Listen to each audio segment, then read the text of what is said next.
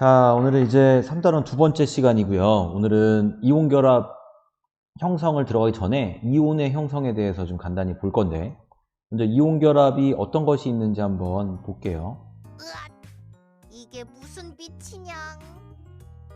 염소 기체랑 나트륨이 반응하는 거야. 이렇게 반응하고 나면 소금이 생겨. 정말이냐? 신기하구나. 나트륨과 염소가 만나면 격렬하게 반응하는 까닭은 무엇일까요? 이렇게 이런 플라스크 안에 염소 기체를 담아두고요. 그리고 나트륨 파우더를 확 넣어주면 이렇게 밝은 빛이 나면서 격렬하게 반응이 일어나요. NaCl이 생성이 되는데 그 과정에 대해서 우리가 배울 거고요. 하나씩 먼저 봅시다. 얘네들이 격렬하게 반응하는 이유는 결과를 얘기하면 이거예요. 나트륨과 염소는 전자를 잃거나 얻으려는 성질이 크기 때문에 그렇다. 뭐 이렇게 이야기하고 있는데 이게 무슨 말인지 한번 볼게요. 지난 시간에 얘기했던 옥텟 규칙이에요. 옥텟 규칙이란 18쪽 이외의 원소가 가장 바깥 전자 껍질에 전자를 몇 개죠? 8개 채워서 안정한 전자 배치를 이루는 경향을 우리가 옥텟 규칙이라고 했고, 그러면 이 몇 가지 원자들의 전자 배치를 나타낸 건데, 얘네가 실제로 이온이 될 때 어떻게 되는지를 보려면 이걸 한번 분석을 해볼게요. 이 칸을 한 번씩 쭉 채워봅시다. 자, 우리 책에 110쪽 있어요. 110쪽에 보시면 얘네들의 전자 배치가 나와 있거든. 우선 요 모형 아래다가 오비탈 전자 배치 한번 써보세요. 나트륨은 1s2, 2s2, EP6, 3s1이죠. 그런 식으로 마그네슘, 알루미늄, 산소, 염소 다 써보세요.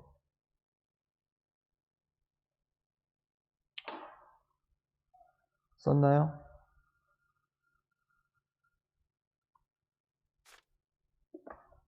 자, 같이 한번 보면 나트륨은 11번이죠. 그러면 1s2, 2s2, EP6, 3s1. 되게 간단한 건데 이걸 자꾸 하는 이유가 뭐겠어? 그만큼 기본적이고 중요한 거야. 이걸 못하면 다른 걸 할 수가 없어. 마그네슘은 1s2, 2s2, EP6, 3s2. 다음 알루미늄 13번이에요. 1s2, 2s2, EP6, 3s2, 3p1. 그 다음에 산소는 8번이죠. 1s2, 2s2, EP4. 그 다음 염소 클로린은 17번이에요. 그러면 1s2, 2s2, EP6, 3s2, 3p5.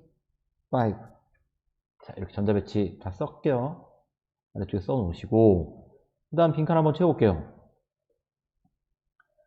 족. 나트륨은 1족이고 원자가 전자수는 1개예요. 원자가 전자수는 어떻게 따져요? 여기에서 가장 바깥 껍질, 즉 주양자 수가 제일 큰 애에 들어있는 전자수야. 여기 3s1으로 끝났으니까 하나예요. 그럼 그 다음 마그네슘은 몇 족이에요? 족은 어떻게 따지니? 족은 원자가 전자의 개수랑 같은 거지. 마그네슘은 세 번째 껍질에 전자가 2개 있으니까 2족이고 원자가 전자가 2개. 알루미늄은 세 번째 껍질이 3s와 3p 오비탈이 있어요. 거기에 전자가 3개 있죠. 따라서 원자가 전자가 3개고요. 족은 13족이에요. 1족, 2족 다음에 3족 아니라 13으로 넘어가요.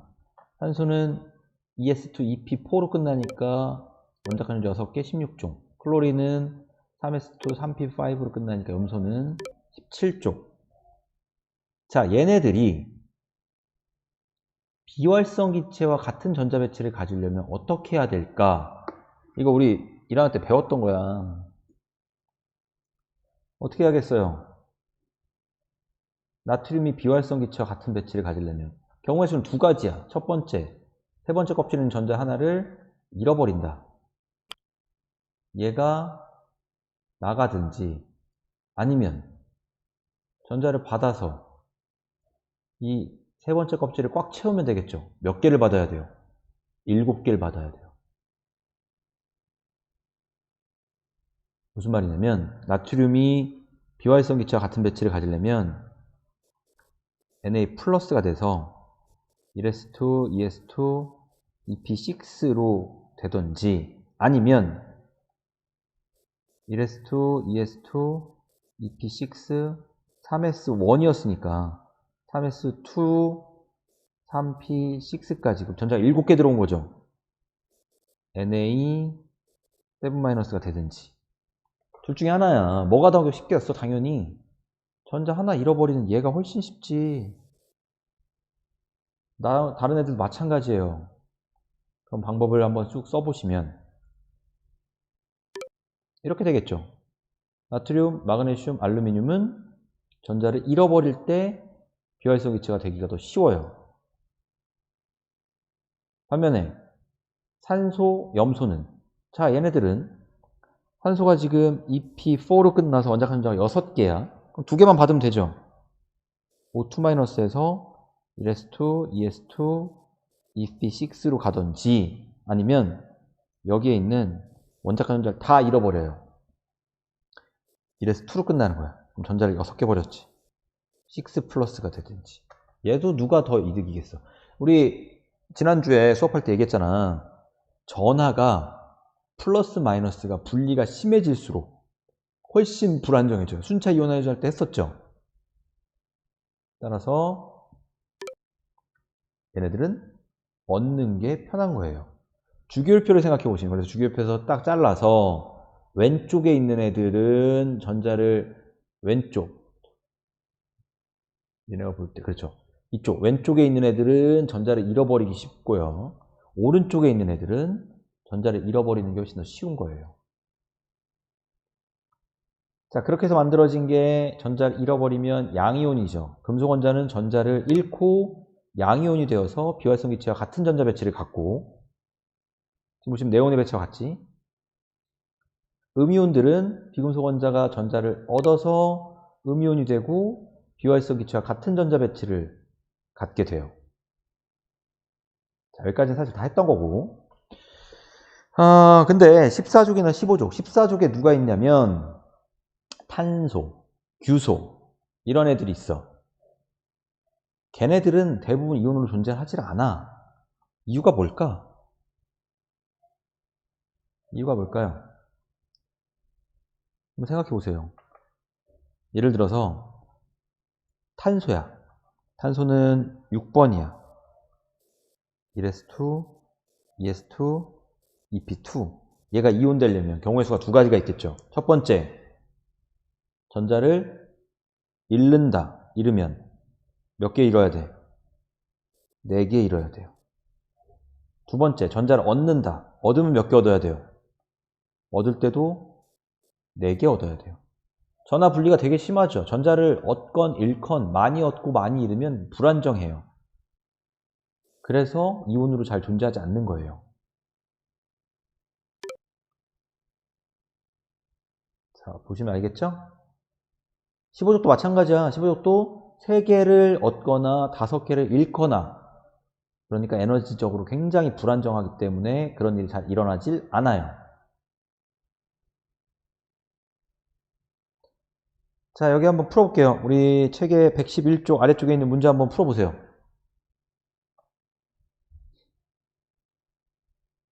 멈추고 한번 해보세요. 자, 같이 볼게요. 그러면 산소는 16족이에요. 2개만 얻으면 되고요. 질소 15족이야. 3개 얻고요. 마그네슘 2족이죠. 2개 잃고 칼륨 1족이에요. 하나 잃어요. 나트륨이 전자 몇 개를 몇 족이죠? 1족. 1개를 잃어서 나트륨 이온이 되면 비활성 기체인 나트륨 위쪽에 누가 있어? 네온과 전자 배치가 같아진다. 산소는 전자를 몇 개? 16족이니까 2개를 얻어서 산화이온이 되면 산소의 이온을 부를 때 산화이온이라고 불러. 비활성 기체인 네온과 전자 배치가 같아져요. 자, 여기까지 했고요. 그 다음은 이온이 형성되는, 이온 결합이 형성되는 과정을 볼 건데, 프린트 28쪽에 있는 거 그냥 한번 쭉 보시면 돼요. 아, 프린트에 좀 수정할 게 있다. 거기 선생님 정리를 좀 수정을 안 해놓은 게 있구나. 프린트 볼게요.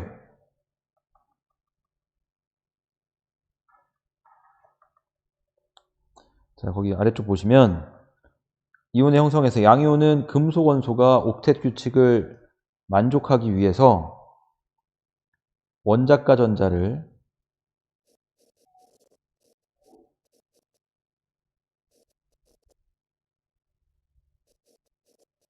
잃고 양이온이 되고요. 그다음 음이온은 비금속 원소가 옥텟 규칙을 만족하기 위해서 전자를 얻어서 음이온이 되죠. 네, 뭐 이렇게 어려운 내용은 아니고요. 족으로 보면 돼요. 족번호대로. 1족이면 하나 잃고, 2족이면 2개 잃고요. 16족이면 2개 채우고요. 17족이면 1개 채워요. 기본적인 이야기고요. 그 다음 이온 결합의 형성에서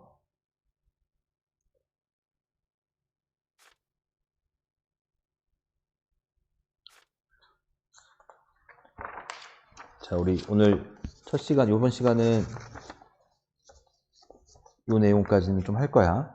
이온 결합이 형성되는 걸 보시면 일단 NA는 전자 하나를 잃어서 Na 플러스가 됐고, 이렇게. 다음에 염소는 전자 하나를 얻어서, 여기 보시면 마이너스라는 표현은 잃어버린다는 표현이고 플러스는 얻는다는 표현이에요. 이 마이너스는 전자고요. 일렉트론이에요. 염소는 전자 하나를 얻어서 Cl-가 됐어요. 이걸 모형으로 보면 이렇죠. 이 크기가 왜 작아졌을까? 나트륨에서 나트륨 이온이 되면 표현되는 게 크기가 작게 표현됐지. 우리 이온 반지름 생각해 봐야죠. 양이온의 경우는 이온될 때 원자가 껍질을 버려. 그러니까 사이즈가 줄어들어요. 자, 염소는 조금 늘어났죠. 음이온, 비금속의 경우는 전자를 받아서 뭐가 커진다 그랬어요? 반발력이 커져요. 그래서 사이즈가 조금 더 커져요. 그 상태에서 이온 결합 물질이 형성이 되는데, 여기서 중요한 점 한 가지를 짚어야 될 게 뭐냐면, 우리 주위에 존재하는 물질들은 항상 다 중성인 상태로 존재를 해. 이온인 상태로 이온 혼자 있을 수는 없어요. 음이온만 있다, 양이온만 있다, 이런 건 없어. 항상 중성인 상태야. 다행히 Na 플러스와 Cl-는 일가 양이온, 일가 음이온이에요. 그러니까 얘네 둘이 1대1의 비율이 있으면, Na 하나 있을 때 Cl이 하나씩 이렇게 1대1의 비로 있으면 전하가 중성이 돼요. 그런데 이런 경우가 있을 수 있어. 마그네슘과 염소가 이온 결합 화합물을 만들어요. 마그네슘은 몇 가 양이온이 안정하죠? 2가 양이온이에요. 염소는 1가 음이온이죠. 그럼 둘이 한 개 한 개씩 있으면 플러스 전하가 더 많지. 중성이 아니란 말이야. 그래서 그 경우는 마그네슘 하나랑 Cl-2개가 결합하는 거야. 이거 우리가 화학식으로 표현하면, 화학식, 분자식 아니에요. 얘네들은 분자가 아니라서 화학식으로 표현하면 NaCl 1대1이니까 그냥 그대로 NaCl 이렇게 쓰는 거예요. 뒤에 아무 숫자도 없으면 1생량. 반면에 MgCl은 Mg 하나에 Cl 2개 결합했으니까 MgCl2 이렇게 써요. 아시겠죠? 이온결합 물질의 화학식, 이온결합 물질을 이룰 때 전체적으로 전기적 중성이 되어야 하므로 양이온의 총 전하량과 음이온의 총 전하량이 같아야 한다. 그 말이야. 어쨌든 양이온의 전하와 음이온 전하를 합쳐서 0이 돼야 돼. 이거 뭐 문제 같은 데 보면 이런 식으로 써놓거든? Mg2 플러스 Cl 마이너스, 그러면 얘는 1로 오고 얘는 1로 간다. 뭐 이런 거 써놓는데 이렇게까지 안 해도 이해하잖아요. 무슨 말인지. 그쵸? 다음, 그럼 여러분이 지금 한 문제 해봐야 될 게 뭐가 있냐면, 지금 순서를 조금 다르게 하고 있어요. 교과서에 113쪽 볼게요. 거기 아래쪽에 있는 문제 먼저 한번 풀어보세요.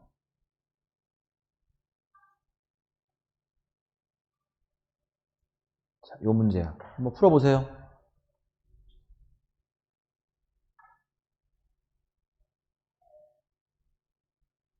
영상 멈추고 풀어보세요, 얼른. 해줄 때 기다리지 말고. 안 해줄 거야, 자꾸 그러면.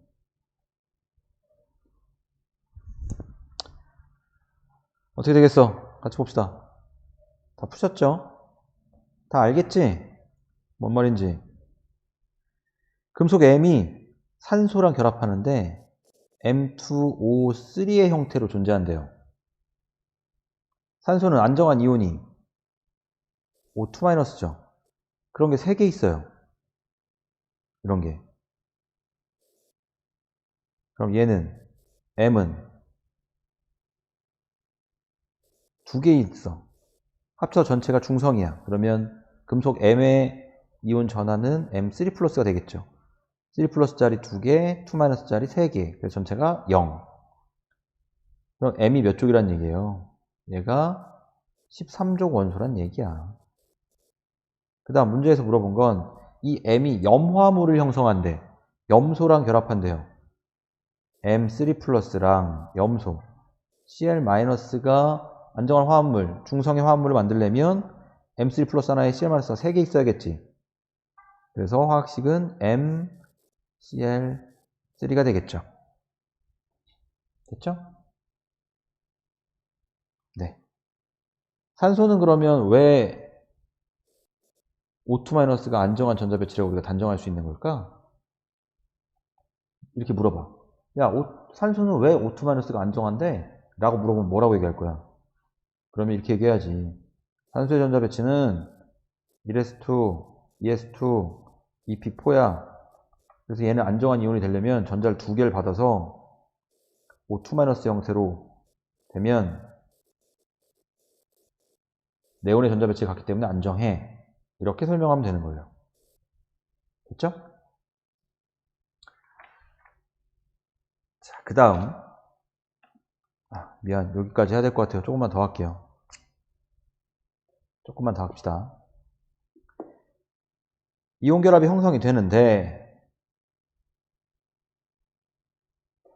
이온이 어떻게 만들어지냐면, 우리가 이 그래프를 좀 볼 필요가 있어요. 요걸 좀 볼게요. 여기를 보시면. 양전할 때는 양이온과 음전할 때는 음이온이 점점 다가와요.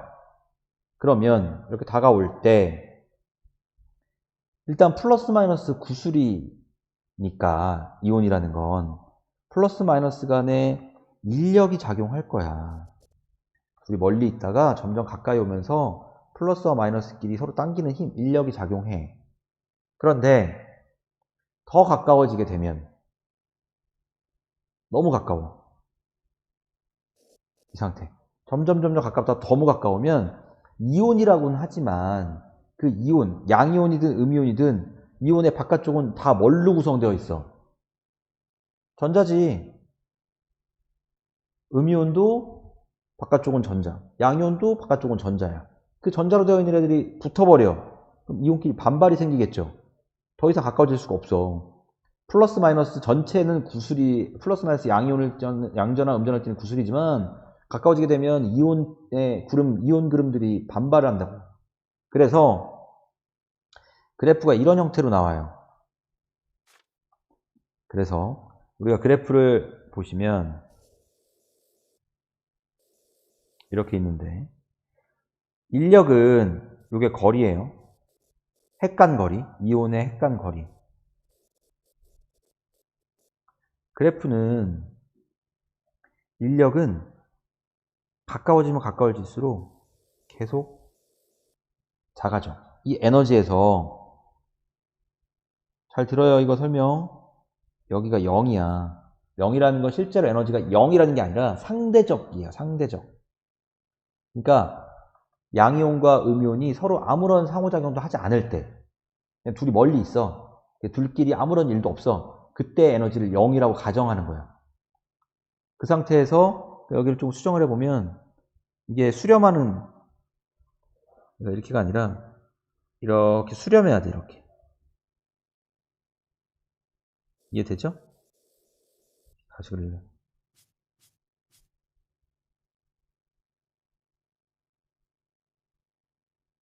이런 식으로 해요. 가까우면 가까워질수록 인력이라는 건 크게 작용해요. 그런데 뭐가 또 있다 그랬어? 너무 가까워지면 반발력도 있다 그랬죠. 이 반발이라는 게 어느 정도 멀 때까지는 거의 작용하지 않거든? 어느 정도 가까울 때까지는? 그러다가 이 전자 구름들이 닿게 되는 순간부터 급격히 증가해요. 거의 0으로 가다가 여기서 이렇게 확 늘어나. 너무 극단적으로 그렸는데요. 헤드에 쓰는 게 잘 안 돼. 가다가 이렇게 늘어나요. 인력의 증가보다 훨씬 더 급격하게 증가해요. 그래서 그 둘을 합치면 그래프 형태가 점점 감소하다가 급격히 증가하는 이런 형태의 그래프가 나와요. 우리가 화학결합을 왜 한다 그랬어요? 지난 시간에 얘기할 때. 불안정한 원자들이 결합을 통해 안정해지려고 한다 그랬잖아. 안정이라는 건 에너지가 낮은 상태야. 그럼 인력항과 반발력항 두 개를 합쳐서 존재하는 게 실제 에너지인데, 에너지가 가장 낮을 때가 가장 안정한 상태예요. 즉, 이 상태에서 양이온과 음이온이 존재한다는 거예요. 이 거리에서. 그럼 그 거리에서 결합이 형성이 된 거죠. 우리가 이 거리를, 이게 핵간거리라고 그랬죠. 이 핵간거리 얘를 평형거리라고 불러요. 자, 이건 프린트에서 다시 얘기할게요. 프린트 보시면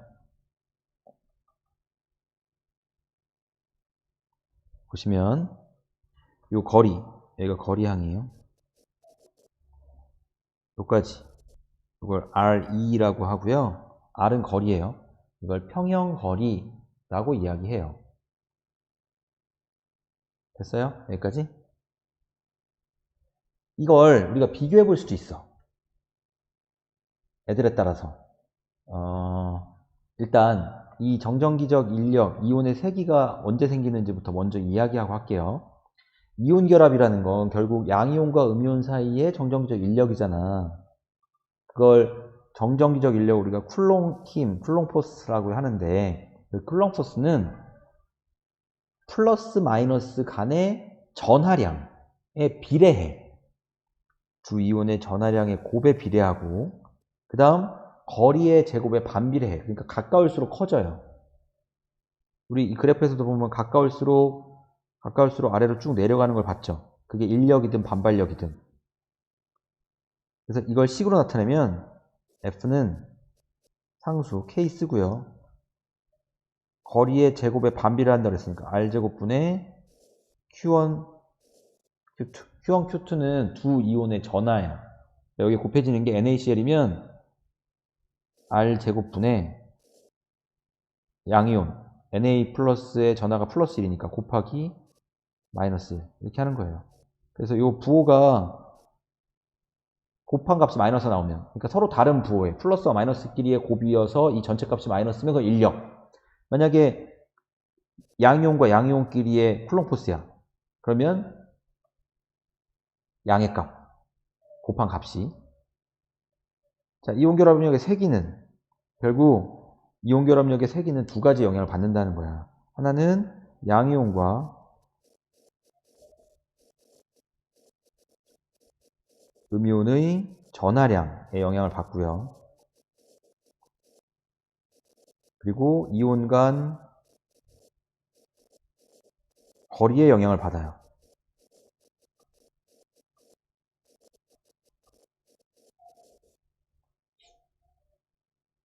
됐죠?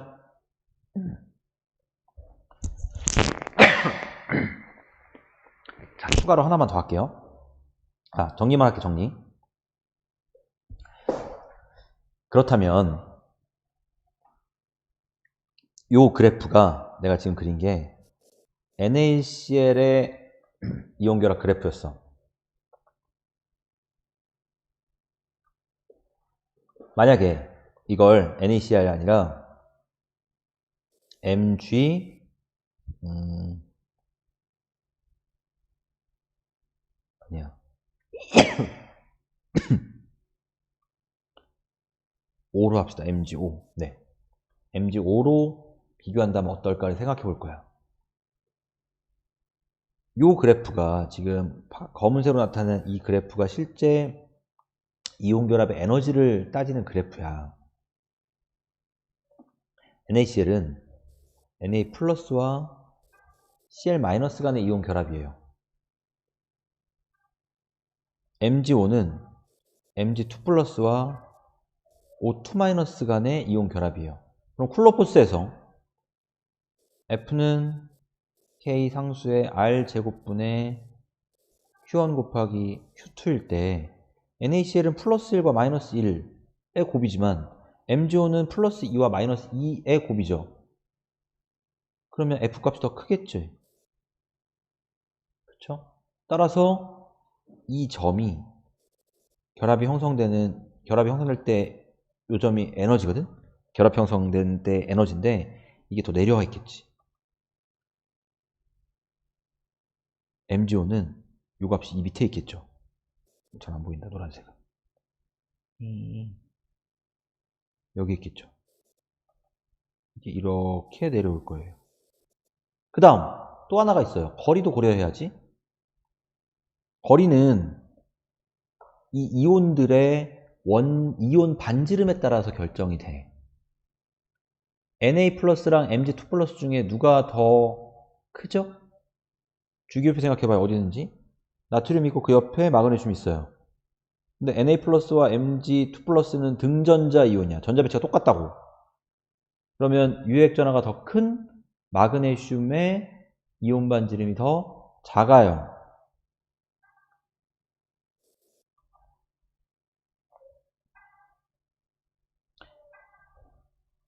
Na 플러스와 Mg2 플러스 중에 Mg2 플러스가 더 작아요. 그 다음 Cl 마이너스와 O2 마이너스 중에 Cl은 3주기고요.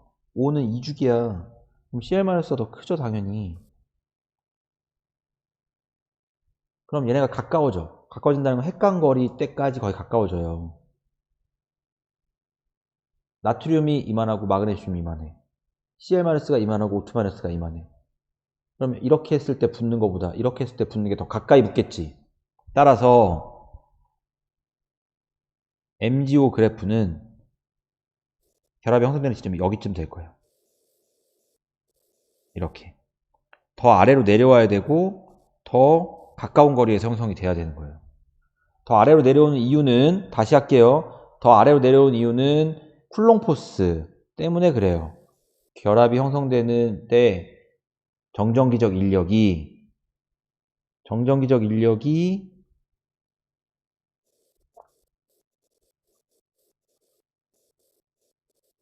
1가 양이온과 음이온의 결합인 NaCl보다 2가 양이온과 음이온의 결합인 MgO가